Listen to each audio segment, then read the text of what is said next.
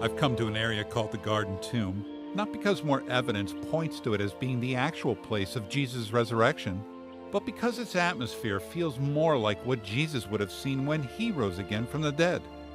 That day we celebrate as Easter. But was it a day of celebration for Jesus? Or was it mixed with other feelings as well?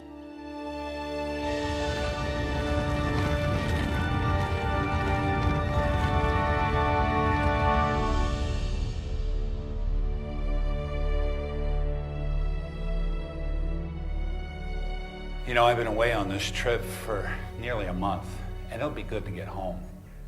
I miss my family and my wife and kids and my friends, my home. You know, it's weird being away from the culture I know and the language I understand and the foods I eat.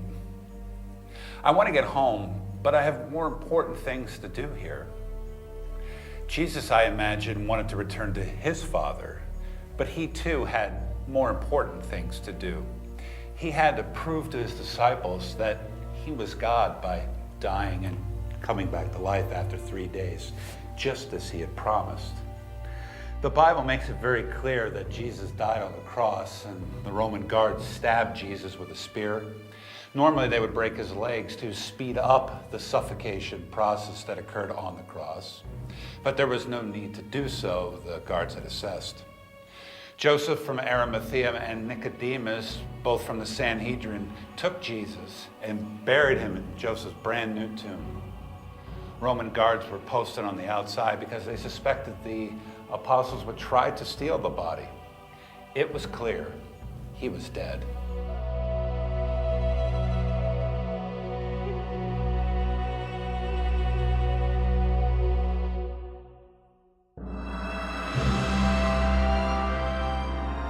After a Sabbath of rest, Sunday morning comes, Resurrection Day. In Christendom, the most glorious day of celebration. Jesus has risen. There is hope for eternity. But as I read over the gospel passages, you know what comes to mind? I don't read of that day being a day of joy, especially for Jesus, but a day of frustration. Look at the women who went to prepare Jesus' body with more spices.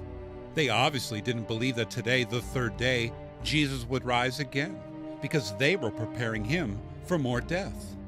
But when they entered the tomb, the angel said to them, "He's not here. He is risen." I detect a tone there on the angel's part. What are you doing here?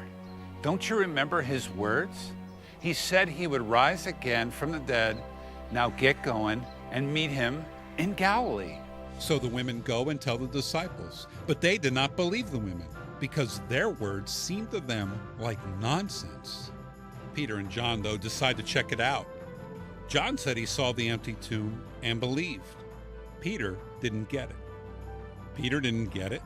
Peter, "You are the Christ, the Son of the living God," Peter didn't get it.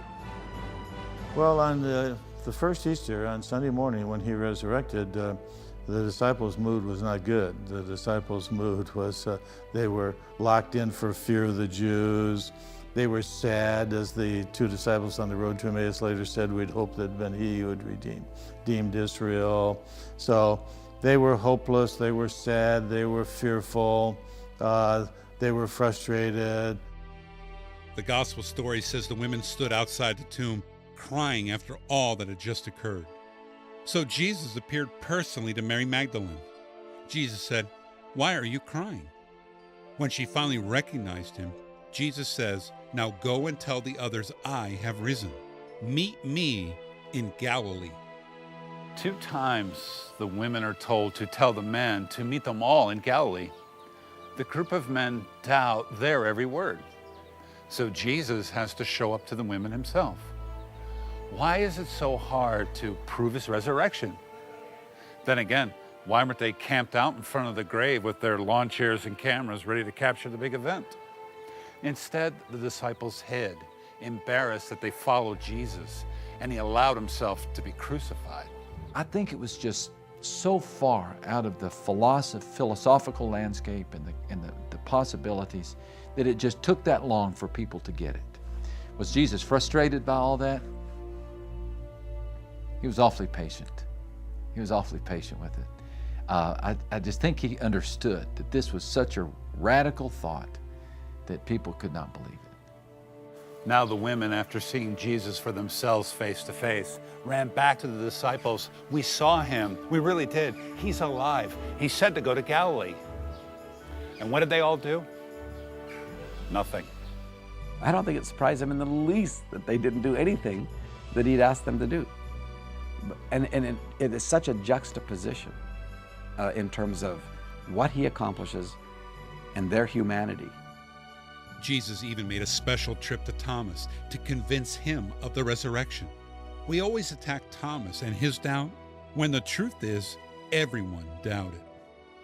I do believe that there was probably some frustration on Jesus' part. On the other hand, he lived with these guys. He knew they were slow. And so he knew they would ultimately get it. If I had been Jesus and had resurrected and got the response that he got, I would have been disappointed. I spent 3.5 years with these guys. They said they called me the Son of God and the Messiah, and they didn't even get the main thing. That frustration Jesus felt then has to be the same frustration he feels now.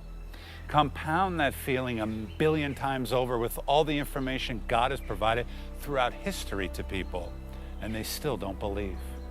While I detect a tone of frustration in Jesus and the angels, I also recognize something else: love. Jesus came to the women a second time. He gave the disciples another chance, and another, and another. Even Thomas got a personal visit. Jesus did everything to make sure the people believed. It's that part of the resurrection I most appreciate. Jesus giving his followers a second chance, staying patient with them despite their lack of belief. You know, as I look at that tomb, I thank God that he gave me hundreds of chances to believe until I finally saw the proof, my mind opening up, and I received him as my risen Lord.